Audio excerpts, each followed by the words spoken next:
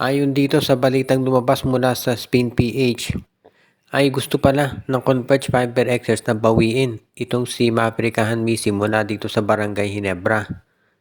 Kung inyong maalala, itong si Hanmisi naglaro yan sa Converge, hindi nakasundo sa salary at ang nangyari, naging free agent si Maverick at napunta sa Ginebra.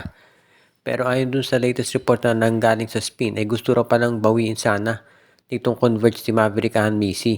At ang ipapalit nila ay si Pau Havillonar at isang second round pick. Ang problema, ang hiningi daw ng Ginebra ay isang first round pick kapalit nitong si Maverick Hanmisi at hindi pumayag ang Converge. Kaya hindi natuloy yung trade. Parang ang gusto rin makuha sana ng Ginebra noon ay itong si Juan Gomez de Leaño. Kaya lang hindi natuloy nga dahil hindi binigay ng Converge. So sa ngayon, hindi natuloy yung trade pero hindi ako magugulat kung susubukan ulit ng Converge Fiber Xers na ma-reacquire itong si Maverick Hanmisi. Ang pag-uusapan na lang dito kung sino yung magiging kapalit. Understandable din naman kung ba't hindi binigay ng Converge yung first round draft pick nila dahil syempre 34 years old na si Hanmisi at of course batang-bata pa itong si Juan Gomez de Leaño. Kaya nga ito namang Ginebra, syempre understandable din kung ba't gusto nilang kunin yung first round draft pick ng Converge. Pero sa ngayon, mukhang off muna yung trade pero hindi ako magtataka kung susubukan ulit itong Fiber Xers na gawa ng paraan para makuha nila ang nasabing player. Dahil mukhang determinado raw ang Fiber Xers na ito'y matuloy at gawa nila ng solusyon yung kakulangan nila sa guard. Parang dito natin nakikita na pinag-iisipan na ni Coach Delta Pineda at mga consultants niya na kinakailangan nila ng guard just in case nga hindi pumirma ng kontrata itong si Mikey Williams. So sa ngayon, ganyan muna sitwasyon dito sa trade ng Converge at nitong Barangay Ginebra na mukhang on hold muna yung pag-reacquire ng Fiber Xers dito kay Maverick Hanmisi. Samantala naman, itong San Miguel Beermen ayon dun sa mga lumalabas na report, ay pinag-aaralan daw yung posibilidad kung makukuha nila na import itong si Kenneth Farid.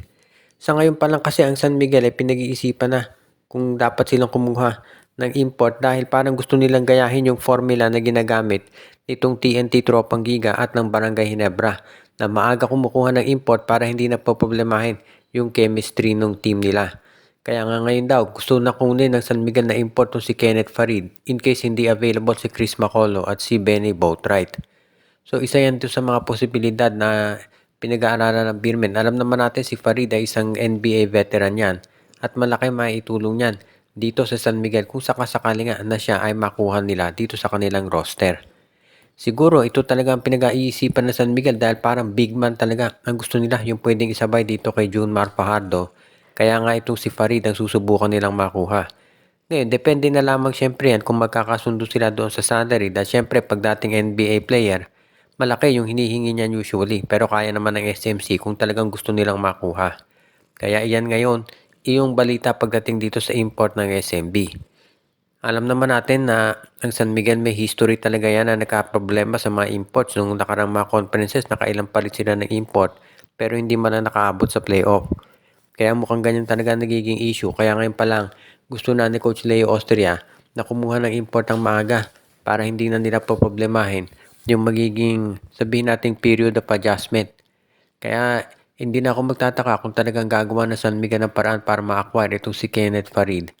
At of course, alam naman natin ang San Miguel, sabi nga nila parang unlimited ang budget yan pagdating dito sa pag-acquire ng mga top players. Hindi lang yung mga locals, kung hindi maski na yung mga imports kaya hindi nakagugulat kung ito yung mangyari nga.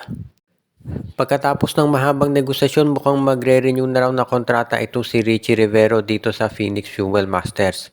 Ayon dito sa mga reports, ito raw Phoenix Fuel Masters ay nag-offer na dito kay Rivero at nagkaroon na sila ng tinatawag na agreement. Hindi din-disclose yung terms ng kontrata pero obviously pumayag si Richie. So sa tingin ko mukhang nilakihan siguro ng Phoenix ang offer. Dahil ang pagkaalam natin, meron ding mga teams na interesadong makakuha dito kay Richie Rivero. Kaya sa ngayon, itong lineup ng Phoenix, assuming nga na mag-stay to si Richie Rivero, mukhang magiging maganda takbo niyan. Meron kang Kai Balungay, Will Gosum at Jason Perkins to sa front court mo. Plus, nandiyan pa si Richie Rivero, Tyler Tio at Evanelli doon naman sa backcourt nila. Kaya mukhang okay na okay ang roster ngayon ni Coach Willie Wilson. Nakuha niya yung big man na gusto niya na si Will Gosum kahit pinamigay nila yung number 2 pick. At syempre, nadagdagan pa sila ng iba pang mga magagaling na players. Kung sakasakaling manatili si Rivero, magandang bonus yan para dito kay Willie Wilson dahil syempre ang hinahabol niyan ay yung continuity nung kanyang roster para masiguro na hindi magkakaroon ng problema dito sa darating na Philippine Cup. Ngayon, bukod dito sa pagkuha o pag-retain kay Richie Rivero, meron pang mga ibang players ng Phoenix na pinag-iisipan nila kung makukuha talaga nila. Nandun yan sa bandang huli sa budget ng team pero mukhang determinado ang Phoenix na pagandahin yung kanilang performance ngayong Philippine Cup.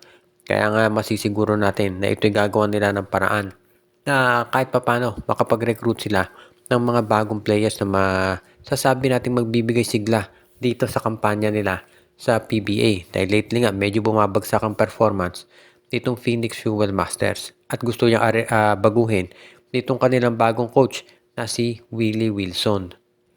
Samantala naman itong Northport Batampier ayon kay PBA Chairman Ricky Vargas ay halos 100% ng sigurado na bibilin ng pure blends. Ibig nitong sabihin mukhang mangyayari talaga ay itong Northport bago mag-umpisa ang bagong season ay pure blends na. Sinabi ng PBA na pinag-aralan na rin nila yung financial status nitong pure blends at mukhang kaya naman daw talaga na mag-handle at mag-support ng isang PBA team. So mukhang sabi nga nila all systems go na yung paglipat nitong ownership ng prangkisa mula Northport papunta dito sa Pure Blends. At parang yan ngayon talaga ang hinahanap nitong PBA. Yung paniniguro na itong Pure Blends talaga ay makakasali o kakayanin yung paglipat dito ng PBA o pag-handle ng PBA team. Sa ngayon, isa pa nating mapapansin, no, yung coaching staff daw nitong Pure Blends ay nire-reshuffle na at karamihan daw doon ay napupunta na dito sa SMC. Baka yan ay isang senyales na magiging independent team talaga itong Pure Blends. Pero ang bandang huli ang magdedetermine na talaga dyan kung ano ang gagawin dito kay Bonitan.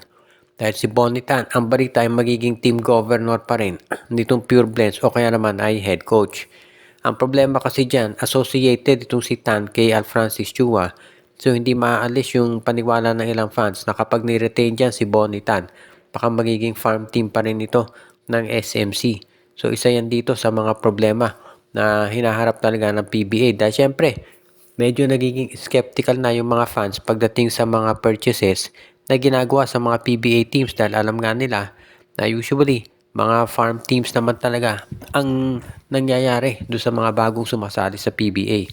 Kaya abangan natin kung babaguhin talaga ng Pure Blends yung perception na yan at sila ay magiging isang tunay na independent team na lalaban talaga para manalo ng kampyonato. Bago tayo magtapos ay binabati muna natin ang ating mga taga-subaybay katulad ni RG Bueno, Joshua Giray, Anthony Alon, Michael D. Pati na rin si Katsakino Dukusin, Malyari Mascarinhas, Ireneo Salangsang, si Enju, si Dalmasio de Guzman at ang iba pa.